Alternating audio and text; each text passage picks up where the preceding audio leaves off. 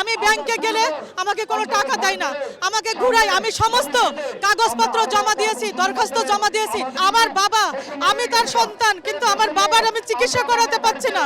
সরকার যেন আমার টাকার একটা ব্যবস্থা করে দেয়। আমি আমার টাকা ব্যাংকে আছে, কিন্তু আমি আমার বাবার চিকিৎসা করাইতে পারছি না।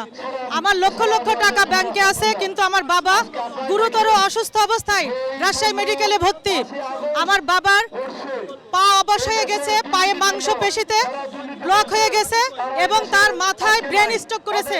আমার কাছে প্রয়োজনীয় কাগজপত্র সমস্ত কিছু আমি ডকুমেন্টস নিয়ে এসেছি। আমি বাংলাদেশ সরকারের কাছে আকুল আবেদন জানাচ্ছি আমার বাবার চিকিৎসার জন্য। আমার যে টাকা আছে সেখান থেকে আমাকে যেন টাকা দেওয়া হয়। আমার ইউনিয়ন ব্যাংক এবং ফার্স্ট সিকিউরিটি ব্যাংকে, দুই ব্যাংকে আমার লক্ষ লক্ষ টাকা আছে, কিন্তু আমি আমার সন্তানকে পড়াশোনা করাতে পারছি না, আমি আমার বাবার চিকিৎসা করাতে পারছি না।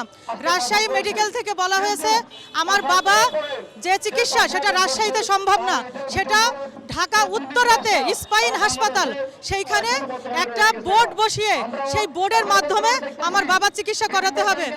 এই অবস্থায় আমি বাংলাদেশ সরকারের কাছে আকুল আবেদন জানাচ্ছি যে তারা যেন হেয়ার কাটটা উঠিয়ে নিয়ে তারা যেন লেনদেন স্বাভাবিক করে দেয় এবং এই লেনদেন স্বাভাবিকের মাধ্যমে আমরা যেন ব্যাংক থেকে টাকা উঠাইতে পারি এবং যে পার্সেন্টেজ এখন দিয়েছে সেই পার্সেন্টেজ না দিয়ে আমাদের যে অন্যান্য তফসিলি ব্যাংক যেভাবে পার্সেন্টেজ দিচ্ছে সেইভাবে যেন পার্সেন্টেজ দিয়ে আমাদের ব্যাংক আমানতকারীদেরকে ব্যাংকে লেনদেন করার যেন সুযোগ করে দেয়। আমরা যেন ব্যাংকে যে টাকা রাখতে পারি এবং আমরা যেন টাকা উত্তোলন করতে পারি, স্বাভাবিক লেনদেন যেন চালু করে দেয়। এটা আমার বাংলাদেশ সরকারের কাছে আকুল আবেদন। আর আপনাদের সাংবাদিক ভাইদের কাছে আমার আবেদন এইটা যে আমার বাবা, আমি তার সন্তান, কিন্তু আমার বাবার আমি চিকিৎসা করাতে পারছি না। সরকার যেন আমার টাকার একটা ব্যবস্থা করে দেয়। আমি এই আপনাদের মাধ্যমে আমি সরকারকে বলতে চাই যে আমার বাবাকে যেন আমি চিকিৎসা করে অন্তত পক্ষে আমি তার সন্তান হিসাবে আমি যেন তার যোগ্য তা প্রমাণ দিতে চাই। এটাই আমি আকুল আবেদন করছি বাংলাদেশ সরকারের কাছে।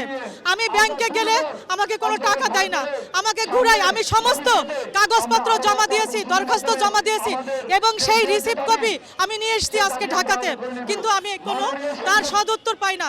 ম্যানেজার সাহেব আমাকে বলে যে বাংলাদেশ ব্যাংকের অর্ডার ছাড়া আমরা কোনো কিছু করতে পারবো না। তো আমি বাংলাদেশ সরকারের কাছে, বাংলাদেশের গভর্নরের কাছে আমি একটাই আবেদন জানাচ্ছি যে আমার টাকার ব্যবস্থা যেন করে দেয়। আমার দুইটা ব্যাংকে লক্ষ লক্ষ টাকা থাকার পরেও কেন আমি আমার বাবার চিকিৎসা করাইতে পারবো না?